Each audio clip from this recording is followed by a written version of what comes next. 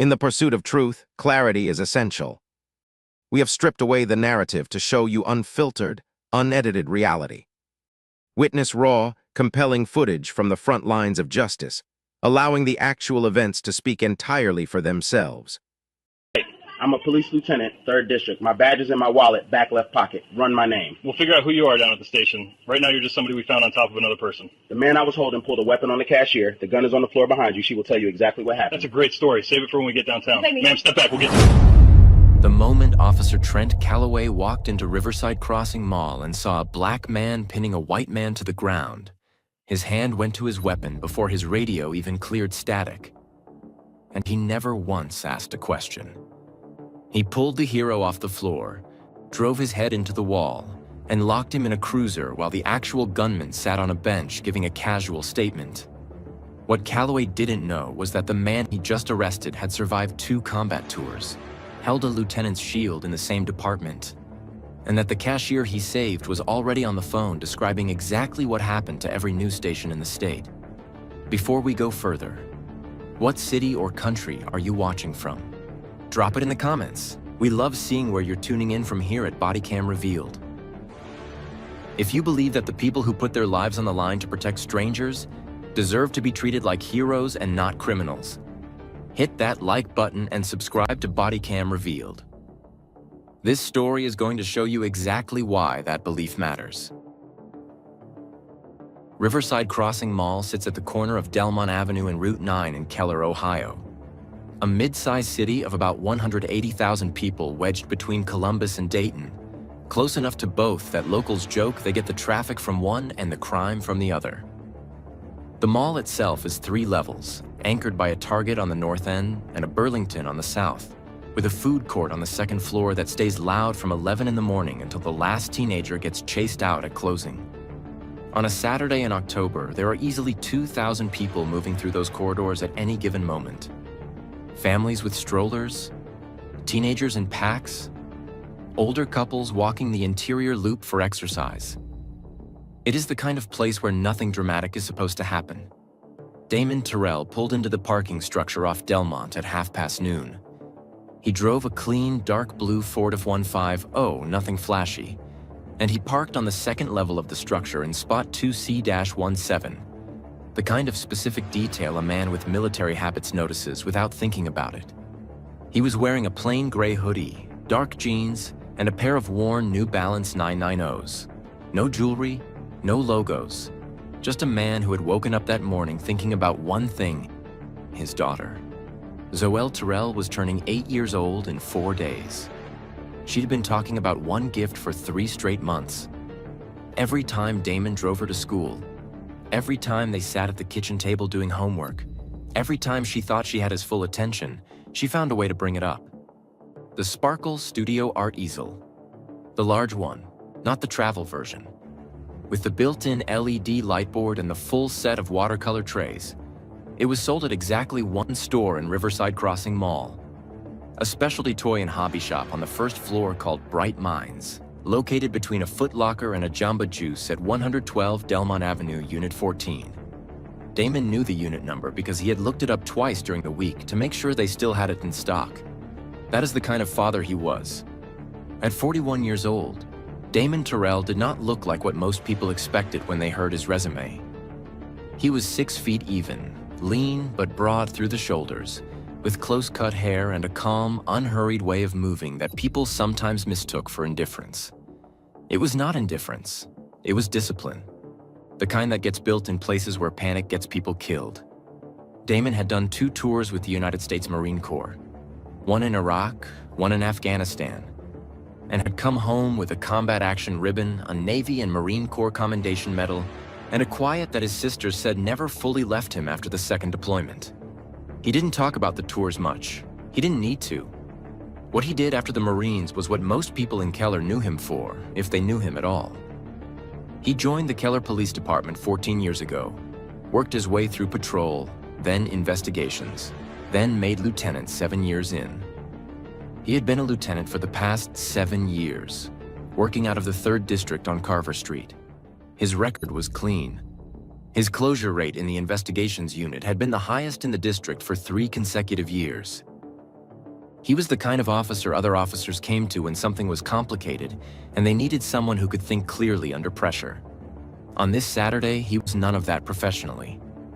He was just Zoel's dad, off duty, walking through a mall in a gray hoodie.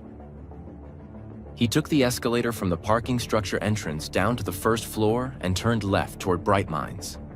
The mall was running at full Saturday volume. Sneaker stores pumping music into the corridor, a birthday party balloon arrangement outside a kids' clothing boutique, the smell of Auntie Anne's pretzels drifting from a cart near the center atrium. Damon checked his phone once. A text from his sister asking if he was still coming to dinner Sunday, and slid it back into his hoodie pocket. He pushed open the glass door to Bright Minds at 12:41 p.m. The store was well lit and organized, the kind of place that took its floor layout seriously. Building kits on the left wall, science sets in the back, art supplies and easels along the right side. There were maybe 12 customers inside, a few with kids pulling them in different directions. Damon moved directly to the right wall and found the Sparkle Studio display within 30 seconds. That was when he noticed her. The cashier at the front register was a young woman, maybe 19 or 20, with a name tag that read Cressida. Cressida Fenwick had been working at Bright Minds for 7 months. She was a sophomore at Keller Community College, studying early childhood education, and she picked up weekend shifts at the store because she genuinely liked being around things made for kids. She was patient with customers, good at explaining products, and had been told by her manager twice that she was being considered for a shift lead position before the end of the year.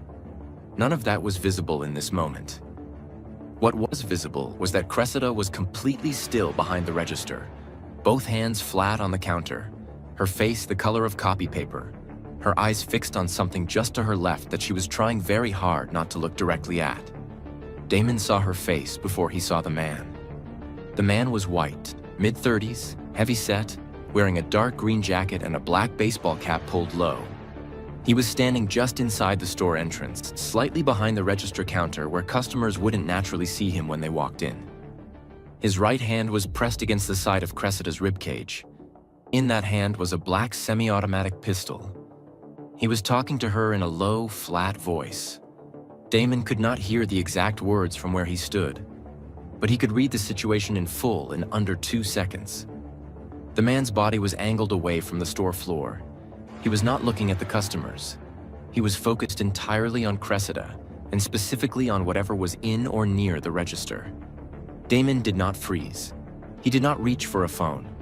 He did not look around for someone else to handle it. What he did was exhale slowly, set the Sparkle Studio box quietly back on the shelf, and begin moving. He kept his pace even. He did not run. Running changes the energy of a room, and he needed this man's attention to stay on Cressida for exactly 4 more seconds. He moved along the right wall, using the shelving units as a natural visual block, closing the distance between himself and the register in a wide, angled approach that kept him out of the man's direct peripheral line until he was close enough that it no longer mattered. The man sensed something a half-second too late. He started to turn. Damon's left hand came across and redirected the gun arm outward and away from Cressida's body in one clean motion, breaking the man's grip point. His right arm went across the man's chest and upper body simultaneously, using the man's own turning momentum to take him off balance. They went to the floor together, but only one of them was in control of that fall. Damon had the man's right arm locked and his body weight distributed across the man's back before they fully hit the tile. The gun skidded across the floor and stopped near a display of watercolor sets. The entire thing took less than 5 seconds. Cressida screamed. Then 3 other customers screamed. Then the store erupted. People grabbing children, dropping bags, backing into shelves, someone knocking over a display of activity kits near the back wall. A teenage boy near the entrance bolted out the door. An older woman in the corner pressed herself against the wall and held her purse to her chest with both hands. Damon stayed where he was. He had the man pinned, face down, right arm controlled, his knee placed with precise pressure at the center of the man's back. The man was struggling, grunting, trying to push up, trying to roll, but he was not going anywhere. "Stop moving," Damon said. His voice was low and even.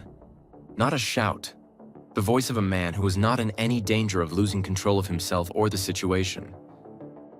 Someone in the store was already on the phone with 911. Cressida had backed against the rear wall of the register area, both hands over her mouth, staring at Damon with an expression that was equal parts terror and disbelief. She had not moved toward the gun. She had not run. She was watching the man on the floor and the man holding him down, and somewhere in the middle of her shock, she understood that the second man had just saved her life. Officers Callaway Merritt and his partner arrived at Bright Minds 4 minutes and 20 seconds after the first 911 call. They came through the store entrance fast, hands on their weapons, scanning the room. What Callaway saw was a black man in a gray hoodie on top of a white man on the floor. That was all he processed. He did not look at Cressida. He did not look at the gun near the watercolor display. He did not ask a single question. Get up right now." Damon looked up and immediately identified himself. "I'm a police lieutenant. This man had a weapon on the cashier. The gun is on the floor to your..." He did not finish the sentence. Callaway crossed the floor in 4 steps, grabbed Damon by the back of the hoodie, and hauled him upright. The second officer moved in and pulled the man in the green jacket up from the floor as well. But that is where the similarity ended. The man in the green jacket was guided to a standing position and walked toward the entrance. Damon was driven face first into the shelving unit along the right wall. The impact knocked a row of art supply boxes to the floor. Cressida said, "No, wait, he's the one who..." Nobody looked at her. Damon's hands were pulled behind his back. The cuffs went on. He was walked out of Bright Minds through the corridor of Riverside Crossing Mall, past 200 people who had gathered in the wide atrium outside the store, and placed in the back of a police cruiser. The man with the gun sat on a bench near the mall entrance and gave a casual statement to a third officer who had arrived on scene. Somewhere in the crowd, 11 different phones were recording. Damon Terrell did not say much on the ride to Keller Police Department's 3rd District Station on Carver Street. He had been in enough high-pressure situations to know that the inside of a police cruiser was not the place to make his case. He sat with his hands cuffed behind his back, his shoulder pressed against the door, and he kept his breathing steady. He had done nothing wrong. He knew what he had done, and he knew why he had done it, and he understood that the truth had a way of surfacing when you gave it room. What he did not know yet was how long that was going to take. Officer Callaway Merritt drove. His partner, a younger officer named Bess, sat in the passenger seat and did not speak for most of the ride. Callaway filled the silence with the kind of low, casual conversation that men use when they want to seem unbothered, talking about a game that had been on the night before, complaining about the construction on Route 9. He did not address Damon once. He did not explain the charges. He did not read anything aloud. He just drove. At the station, Damon was walked through processing like any other arrest. His hoodie pockets were emptied. His phone was taken and placed in a plastic bag.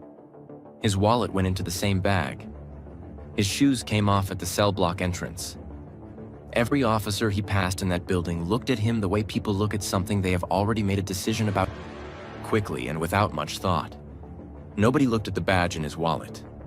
Nobody looked at the military ID sitting behind it. The cell they put him in was on the east side of the block. A narrow room with a metal bench along one wall and a drain in the center of the floor. The lights ran on a timer and buzzed faintly at a frequency that made long silences feel louder than they were. Damon sat down on the bench, put his back against the wall, and stared at the floor. Not because he was defeated, because he was thinking. Back at Riverside Crossing Mall, the scene was still very much alive. Cressida Fenwick had not moved far from the front of Bright Minds. A female officer had come to take her statement, and Cressida was doing her best to tell it clearly. But her hands were shaking and her voice kept catching, not from fear anymore, but from frustration. She had already said 3 times that the man in the gray hoodie was not the threat. She had explained as clearly as she could that the man in the green jacket had pressed a gun against her side and told her to open the register, and that the man in the gray hoodie had come from across the store and taken him down before she even had time to scream. She had said it 3 times, and each time the officer taking her statement had nodded and written something down without changing expression. The man in the green jacket was still sitting near the mall entrance on a wooden bench outside a closed smoothie kiosk. He had a minor scrape on his forearm from the fall, and one of the officers had given him a bottle of water. He was telling his version of events to a third officer, and from the body language of everyone around him, it was clear his version had been accepted without much friction. The gun. A Taurus G 2C 9mm that had been recovered from the floor near the watercolor display, had been bagged and tagged. It was sitting in an evidence bag in the back of one of the cruisers in the parking structure. Nobody had run the serial number yet. Outside the mall, the crowd that had gathered in the atrium after the incident had mostly moved on, but the phones had not stopped. 11 people had filmed some portion of what happened inside Bright Minds, and those videos were already moving. A 23-second clip posted to a local Facebook community group called Keller, Ohio. What's Happening had already pulled 400 views by the time Damon's shoes were coming off at the cell block entrance. Another clip, shot from a better angle near the art supply shelves, had gone up on a Twitter account belonging to a Keller Community College student who captioned it simply, "This man saved the cashier and they arrested him?" That post had been shared 60 times before the hour was out. Inside the 3rd District station, none of that was visible yet. The officers who had processed Damon were moving on to other things. Calloway had filed his initial report and was in the break room. The desk sergeant on duty, a heavyset man named Okafor, who had been on the force for 19 years, was working through a stack of paperwork that had nothing to do with anything that happened at Riverside Crossing Mall that afternoon. Damon sat in his cell for 2 hours and 11 minutes before anyone came to speak to him. The officer who finally came was not Calloway. It was a younger officer named Hess who had been assigned to do a follow-up intake. He was holding a clipboard and he looked mildly uncomfortable in the way that people look when they have been handed a task they are not sure about. He asked Damon to confirm his name and address. Damon confirmed both. Hess wrote it down. Then Damon told him, calmly and without raising his voice, that his wallet was in the plastic bag at the processing desk, and that if Hess looked inside it, he would find both a Keller PD lieutenant's badge and a military identification card. Hess looked up from his clipboard. Damon held his gaze and said it again. Same tone, same words. Hess left without finishing the intake form. The next 4 minutes inside the 3rd District station moved differently than the previous 2 hours. Hess went directly to the processing desk, located Damon's property bag, and opened the wallet. He stood at the desk for a moment, looking at what was inside. Then he walked quickly to the sergeant's office and knocked on the open door. Okafor looked up from his paperwork. Hess put the wallet on the desk and pointed to what was inside without saying anything. Okafor picked it up. He looked at the badge first, then the military ID. Then he put the wallet flat on the desk and sat back in his chair and was quiet for a long moment. He picked up his desk phone and made 2 calls. The first was to the watch commander. The second was to the duty officer assigned to the mall response. By the time those calls were finished, 3 other people in the station knew what was in that wallet. And somewhere on the other side of the building, Calloway Merritt was still in the break room drinking coffee with no idea that the ground under his career had already started to shift. Outside, the video with 60 shares had become a video with 600. The one on Facebook had crossed 4,000 views. A local news producer for Channel 7 out of Columbus had already texted her editor. And Cressida Fenwick, still sitting in a folding chair near the Bright Minds entrance with a lukewarm cup of coffee someone had brought her, had just gotten off the phone with her mother and was now pulling up the Twitter post on her own phone. Watching the clip of the man who saved her life getting driven into a shelving unit by the officers who were supposed to ask questions first. She watched it twice. Then she called the number her mother had told her to call. A civil rights attorney whose office was on the 4th floor of the Meridian building on State Street in downtown Keller. And she did not hang up until she had left a full message. Sergeant Okafor was not a man who rattled easily. 19 years on the Keller PD had given him the kind of steadiness that comes from seeing too much to be surprised by most of it. But he sat behind his desk for a long moment after those 2 calls, looking at the wallet in front of him and something in his face had gone very still. He picked up the badge one more time and read the engraving. Lieutenant. Keller Police Department. 3rd District. The same district he ran the desk for. He stood up, walked down the hall to the break room, and pushed the door open without knocking.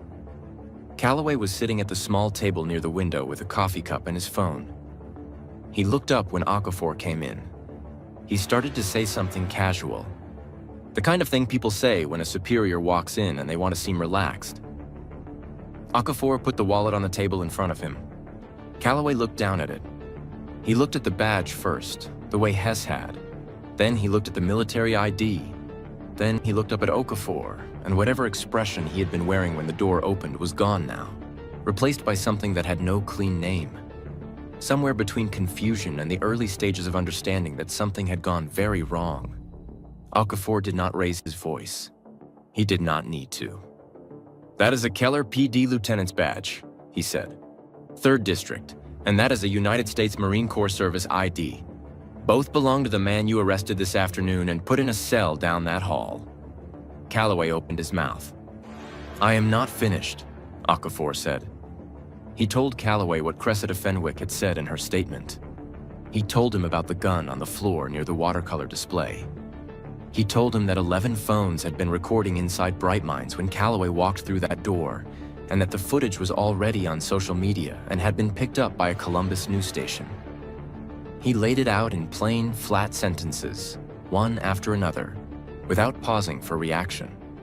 When he was done, the break room was very quiet. Calloway looked back down at the wallet. "I didn't know." "You didn't ask," Okafor said. "There is a difference."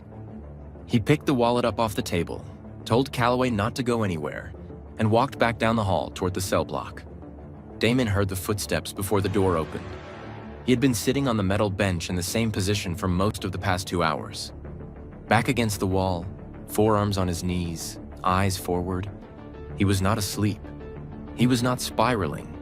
He was waiting, the way men wait who have spent time in places where patience was not optional.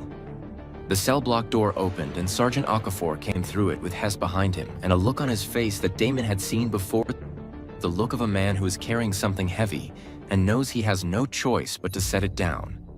Okafor stopped in front of the cell. He looked at Damon directly. "Lieutenant Terrell," he said. Just those 2 words, but the weight in them was significant. Because for the past 2 hours and 11 minutes, nobody in that building had called him anything. Okafor told him the cell would be opened immediately. He told him that his property would be returned in full. He told him that the watch commander had been notified and that there would be a full internal review of the arrest. His voice stayed even through all of it, but there was something underneath the evenness. Not quite guilt, because it was not Okafor who had made the arrest, but the particular discomfort of a man who runs a clean desk and knows that something very dirty happened on his watch today. The cell door opened. Damon stood up slowly. He straightened his hoodie. He looked at Okafor and then at Hess and then back at Okafor, and he did not say anything for a moment. Not because he had nothing to say, because he was deciding how much of it needed to be said right now in this hallway, and how much of it belonged somewhere else. "Where is the man who had the gun?" he said. Okafor's jaw tightened slightly. "He was released from the scene." Damon nodded once, slowly. "And the cashier, Cressida, is she all right?" "She gave a full statement. She's been contacted by—" "I'm asking if she's all right," Damon said. Not hard, not loud, just precise. Okafor said yes. She was shaken but physically unharmed. Damon nodded again and walked out of the cell. By the time he was back at the processing desk collecting his property, the Channel 7 van was already parked outside on Carver Street. 2 other news vehicles arrived within the next 20 minutes. The story had moved faster than anyone inside the 3rd District had anticipated, partly because of the social media footage and partly because of a single post that had gone up 30 minutes earlier from an account belonging to a retired Marine Corps gunnery sergeant in Cincinnati who had served alongside Damon on his 2nd deployment. The post was 4 sentences long, included a photo of Damon in uniform from 2009, and had been shared over 12,000 times before the evening news cycle began. The post said simply that the man arrested at Riverside Crossing Mall that afternoon was a decorated United States Marine and a 14-year veteran of the Keller Police Department who had disarmed an active robbery suspect and saved a young woman's life, and that he had been put in a cell while the man with the gun walked out of the mall with a bottle of water. Those 4 sentences broke everything open. Inside the station, the watch commander was on the phone with the department's public affairs office. 2 senior officers from Internal Affairs had been contacted and were driving in. Callaway Merritt was still in the break room, but he was no longer drinking coffee. He was sitting with his elbows on the table and his face in his hands, and the door was closed. Damon walked out of the 3rd District station on Carver Street at 6:14 p.m. His phone had 47 missed calls. His sister had sent 9 texts, the last one in all capitals. A Channel 7 reporter stepped toward him with a microphone the moment he cleared the door. He stopped, looked at the camera, and for the first time since he had walked into Bright Minds that afternoon to buy his daughter a birthday gift, Damon Terrell let the full weight of the day show on his face. Not anger, not tears, just the quiet, bone-deep exhaustion of a man who did everything right and still ended up in a cell. He said 4 words to the camera before his attorney, who had arrived 3 minutes earlier, stepped in front of the microphone. "I just wanted Zoel's present." The story did not cool down overnight. It got hotter. By Sunday morning, the footage from inside Bright Minds had been viewed over 4 million times across multiple platforms. The 23-second clip, the longer angle near the art shelves, the video of Damon being walked through the mall in handcuffs while shoppers stood in the atrium and watched. All of it was out there, clear and time-stamped, and every major news outlet in Ohio had run the story before midnight. By the time the sun came up on Sunday, it had gone national. CNN ran it at 7 a.m. So did NBC. A former Marine Corps general who had been a guest on a Sunday morning political program was asked about it mid-interview and stopped the conversation entirely to address it directly. He said that what happened to Damon Terrell was not a misunderstanding. He said it was a failure of judgment so complete that it demanded a real response, not a press release. The Keller Police Department gave him one.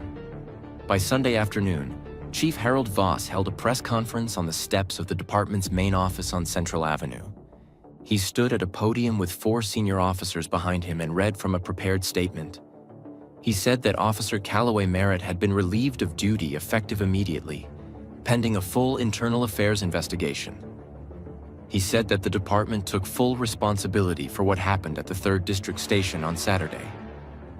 He said the words, "We failed twice," which was 2 more times than most people expected. What he did not say was enough to fill the rest of the week. The Keller County District Attorney's Office moved faster than most people anticipated. By Tuesday, the Internal Affairs report had been completed and forwarded. By Wednesday morning, Callaway Merritt was formally charged with civil rights violations, misconduct in office, and unlawful detention. His attorney released a statement saying that Callaway had acted on what he observed at the scene and that the charges were an overreaction driven by public pressure. That statement was not well received. It was quoted widely, mostly by people using it as evidence that Callaway still did not understand what he had done. The preliminary hearing was scheduled. Callaway appeared in Keller County Court 3 weeks later in plain clothes, without his badge, which he had surrendered the morning after the press conference. The case moved through the system with the kind of speed that only happens when the evidence is overwhelming and the public is paying close attention. The courtroom was full every day of the trial, Cressida Fenwick testified. The 11 phone videos were entered into evidence. The mall's internal security footage, which covered 4 separate angles inside Bright Minds, was played in full. Callaway Merritt was convicted on all 3 counts. He was sentenced to 18 months, stripped of his pension, and permanently barred from working in law enforcement in the state of Ohio. He served every day of it. The man in the green jacket, whose name, once the investigation ran its full course, turned out to be Gerald Prout, a 38-year-old with 2 prior robbery convictions in Franklin County, had made it less than 72 hours before he was found. Detectives working the case used the mall's parking structure cameras to pull a partial plate from a gray sedan that had been parked near the Delmont Avenue entrance on the morning of the robbery. They ran it, traced the registration, and picked Prout up at a motel off Interstate 70 near the Keller city limits on Monday evening. He still had the receipt from the bottle of water the officer had given him at the mall in his jacket pocket. Gerald Prout was charged with armed robbery, assault, and unlawful possession of a firearm. He pled guilty 4 months later and was sentenced to 11 years in Chillicothe Correctional Institution. The Taurus G2C that had been pressed against Cressida Fenwick's ribs came back with a serial number that had been partially filed down, which added a federal charge that nobody had initially anticipated. That charge alone added 3 years to his sentence. The city of Keller did not wait for a lawsuit to be filed before it came to the table. Damon's attorney, a civil rights litigator named Patricia Osei, who worked out of the Meridian building on State Street and had handled 4 high-profile wrongful arrest cases in the past decade, received the first call from the city's legal department on the Thursday after the arrest. Negotiations were not long. Both sides understood what the evidence showed and what a jury would do with it. The settlement was announced publicly 6 weeks after the incident. The city of Keller agreed to pay Damon Terrell $2.3 million. The agreement also included a mandatory review of use of force and identification protocols across all 3 districts, to be completed within 90 days and overseen by an independent panel. Chief Voss signed it without pushing back on any of the terms. The governor's ceremony was held on a Tuesday afternoon in November at the Ohio State House in Columbus. The rotunda was full. Damon stood at the front in his dress uniform, the full Marine Corps dress blues he had not worn in years, and the governor of the state of Ohio placed a citation of valor in his hands and said his name clearly into a microphone in front of every camera in the room. Zoelle Terrell, 8 years old as of 4 days after the incident, sat in the front row in a red dress with her hair done in 2 braids. She watched her father the entire time. Not the governor, not the cameras, just her father. When Damon came down from the platform, she stood up without being told and walked straight to him and wrapped both arms around his waist. He put his hand on the back of her head and held her there for a moment with his eyes closed. The Sparkle Studio art easel. The large one, with the LED light board and the full watercolor set, had been delivered to their house on Fenmore Drive 3 days after the arrest. It came in a box with a card. The card was from the staff at Bright Minds. Cressida Fenwick had signed it first. If this story moved you, share it. There are people in your circle who need to see this. Every share keeps this conversation going and makes sure stories like Damon's are never buried. This is Bodycam Revealed, and we will keep telling the truth until the truth becomes impossible to ignore. Welcome to a channel dedicated to the absolute truth.